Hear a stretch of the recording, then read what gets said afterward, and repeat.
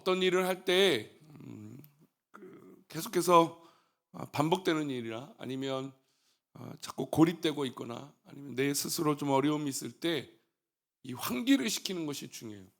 그래서 뭐 산책을 한다든지 아니면 여행을 떠난다든지 아니면 뭐 맛있는 음식을 먹는다든지 어떤 다양한 것이라도 평소에 하지 않았던 것들을 하면서 내 마음과 생각을 좀 환기를 시키는 거죠.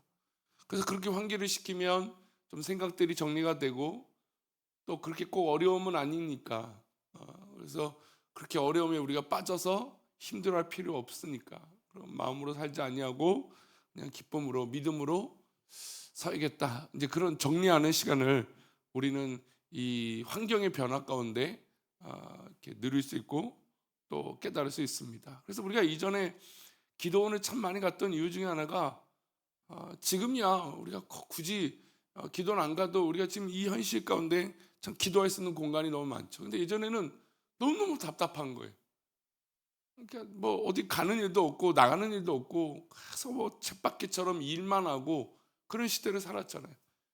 그러니까 기도는 우리에게 이 기도할 수 있는 공간이기도 했지만 어떤 삶의 환기를 시킬 수 있는 그런 이 시간이 되기도 했던 것이죠. 그래서 우리가 어려울 때 또 여러 가지 답답할 때 우리의 생각을 전환시키고 환기를 시키고 또 우리가 계속해서 빠져들고 있는 것들을 바꾸려고 하는 노력들을 하는 것은 참으로 중요합니다. 어떤 젊은이가 만약에 취업을 위해서 열심히 노력했는데 생각대로 안 되는 거예요. 그래서 우연한 기회에 참여한 봉사활동을 통해서 자신보다 형편이 어려운 사람을 만나고 또 힘든 사람을 만나니까 내가 지금 있는 것이 참 감사한 일이구나. 내가 꼭 이렇게 눈높이를 높일 필요는 없겠구나. 내가 너 낮은 모습으로 더 열심히 살면 되는구나. 이런 것도 이런 도전은 바로 이 삶의 이 전환, 환경의 변화 그리고 생소한 환경 그렇잖아요. 이 봉사활동하는 것은 생소한 활동이니까 그런 걸 통해서 도전을 받고 다시 삶을 회복시키는 그런 원동력이 되기도 합니다. 오늘 우리가 읽은 시편 73편의 저자도 좀 고민이 있었어요. 계속 내 삶 가운데 넘어질 만한 위기가 있고 고난이 있고 시험이 있고 위기가 있는 거예요. 그런데 하나님 앞에 이 예배당 성소에 올라와서 그 모든 생각들이 변화되고 바뀌게 되고 그리고 또 결국에 믿음의 눈을 뜨게 됩니다. 그러니까 문제 속에 빠져 있다가 이것도 저것도 해결이 안 되니까 결국 그가 선택한 건 삶의 전환인 거죠. 근데 그 삶의 전환이 어디로 간 거예요? 성전에 올라갔던 것이죠. 그리고 그곳에서 하나님을 만나고 생각이 바뀌게 되는 겁니다. 여러분 우리가 드려지는 예배는 바로 이런 원동력과 힘이 있는 거예요. 내가 삶에 살다 보면 여러 가지 답답하고 어렵고 괴롭고 또 인간적인 마음이 들어 참 어려운 그 순간에 무엇보다 하나님 앞에 그 믿음을 가지고 성소에 나갔을 때 내 생각을 환기시키는 거죠. 내가 별거 아닌 것에 내가 너무 사로잡혔구나. 아니면 내가 이 문제를 하나님 앞에 기도하지 않았구나. 하나님의 음성을 들으면 확실히 드는 거죠. 그 인생의 답을 하나님 앞에 찾는 것입니다. 여러분 하다못해 여행을 가거나 어디 뭐 맛있는 음식을 먹고 우리의 생각을 바꿀 수 있는데 하나님 만나면 어떻겠습니까? 우리의 모든 생각은 당연히 바뀌고 고쳐질 수 있는 것입니다. 그러면 오늘 73편의 저자는 어떤 위기에 빠졌을까요? 볼까요? 우리 2절 말씀 보겠습니다.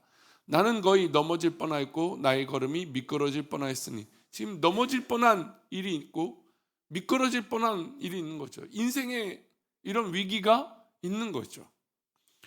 그런 위기 가운데 실족할 뻔한 거죠. 넘어질 뻔했다는 건 그냥 단순히 넘어지는 것도 아니지만 어떤 일이 인해서 내 마음과 생각이 다 빼앗겨서 넘어질 뻔한 거예요. 실족될 뻔한 것이죠. 그럼 어떤 일 때문에 이런 실족할 일이 벌어졌는가? 3절은 이어서 말합니다. 이는 내가 악인의 형통함을 보고 오만한 자를 질투하였습니다. 지금 저자는 어떤 다른 큰 일과 어려운 일이 아니라 뭐 때문에 지금 마음이 어려워요? 넘어질 뻔한 거죠. 질투 때문에 그런 거예요. 여러분 우리가 생각보다 우리의 마음이 이렇게 중요한 거예요.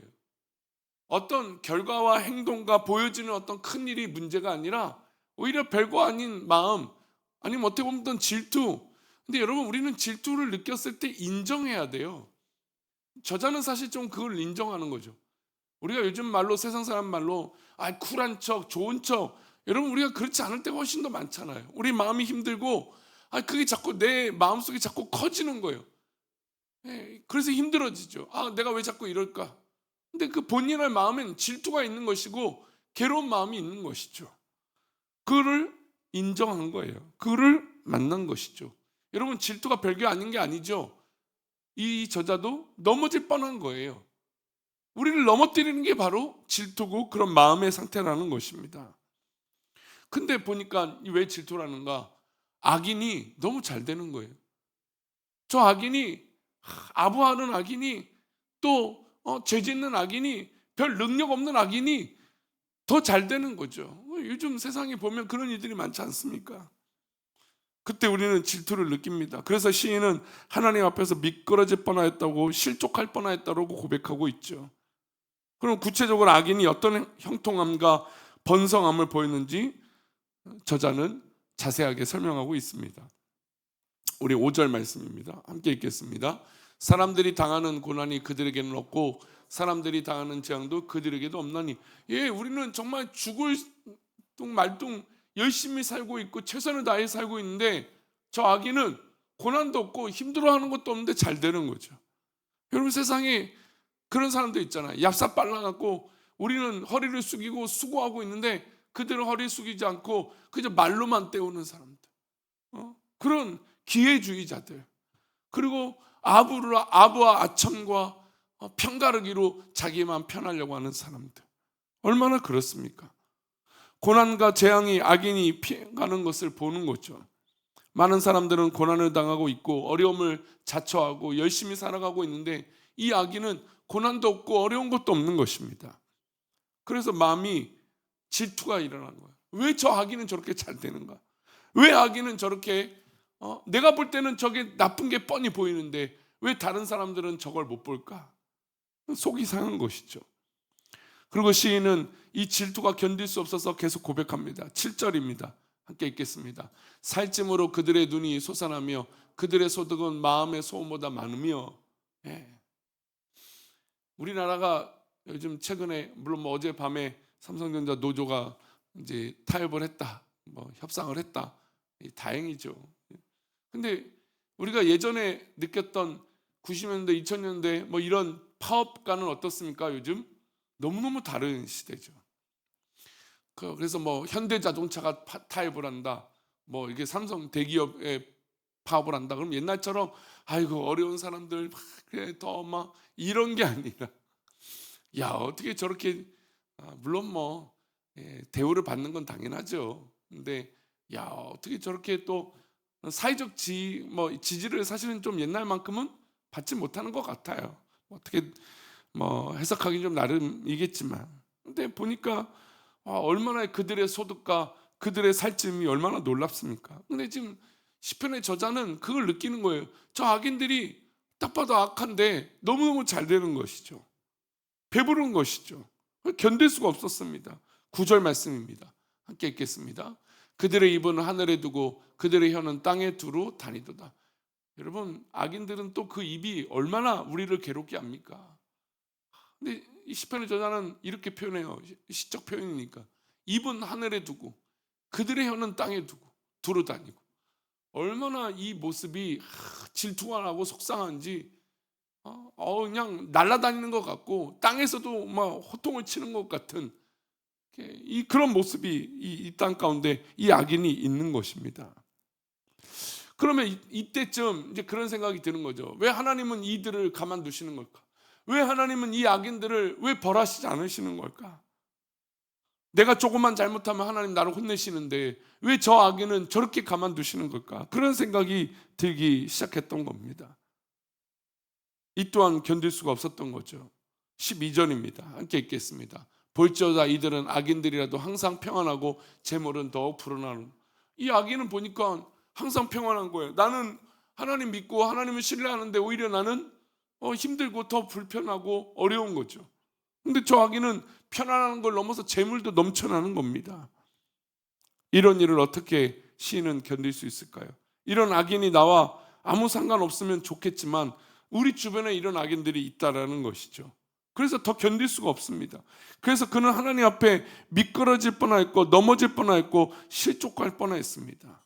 그럼 어떻게 하면 좋을까요?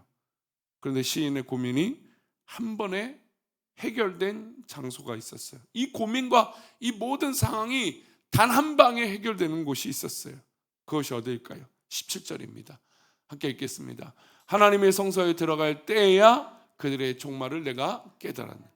여태까지는 이 불편하고 속상하고 억울하고 괴롭고 저 악인이 잘 되고 하는 게 너무너무 질투가 나고 내가 넘어질 것 같은 너무 아픈 마음이 있었는데 딱 어디에 들어가자마자 그 마음이 해결돼요? 성소에 들어갈 때. 예배당과 성소에 들어갈 때 그때가 되니까 내 마음이 다 해결된 거예요. 왜요? 그들에겐 종말과 끝이 있기 때문에 그런 것이죠. 하나님 앞에서 마음껏 찬양하면서 하나님의 사랑을 깨닫게 됩니다. 하나님 앞에 예배하러 나오면서 하나님이 그 사랑을 깨닫게 됩니다. 이게 아무것도 아니구나. 저 악인은 결국 망하는 것이구나. 하나님께서 나를 사랑하시는구나라는 걸 이 예배당에서 누리는 거죠. 여러분, 우리가 이곳에서 회복되는 건 다른 게 아니라 하나님을 만나는 것입니다. 하나님 만남으로 내 억울하고 속상한 그 모든 마음들을 하나님이 위로해 주시고 나를 사랑하신다는 걸 느끼는 것이죠. 그러니 여러분, 우리 이 예배당에서 이 성소에서 무엇이 있습니까? 하나님을 찬양하는 것이 있고 하나님을 기도하는 것이 있고 하나님의 말씀이 있는 것 아닙니까? 그 말씀과 기도와 찬양을 통해서 우리 영혼이 자유하게 되는 것입니다. 얼마나 기쁘고 감사한지 모릅니다. 그래서 우리가 잘 알고 있는 찬양의 가사가 이 시편 이 73편 가운데 기록되어 있어요. 25절입니다. 함께 읽겠습니다.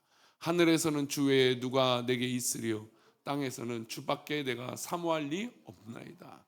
다른 것은 나에게 조금도 위로가 되지 않는다는 거예요. 내가 이 성소에서 하나님을 찬양했더니 하나님이 나를 사랑하시는 걸 만나고 경험하게 되니까 하늘의 주님 외에 누가 나 가운데 있겠습니까? 땅에서는 주밖에 내가 사모할 자가 없다라는 것이. 저 악인이 잘 되는 것도 조금도 부럽지 아니하고 저 악인이 어떤 말을 해도 나는 두렵지 않고 힘들지 않고 질투가 되지 않는다는 거예요. 그게 별거 아니구나. 그거 아무것도 아니구나 라고 깨달은 것이죠.